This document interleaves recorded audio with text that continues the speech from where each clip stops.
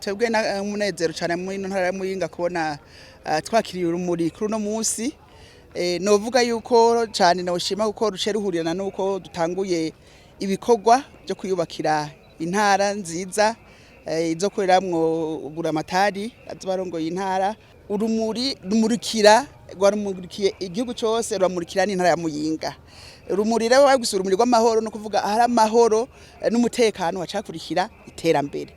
Twebwe rero urumva twaciye tuvigira kuko tuvuze isiguro y'ugo rumuce rusigura cavuga tereka twiyubakira intara tuyitangurana uyu munsi n'uru rumuri zo guma tumurikira gushika tuzoheza iyi ntara yacu kuko nkuko mubibona dusanzwe dufise ibiro bya buramatari byubatswe ku bakoroni.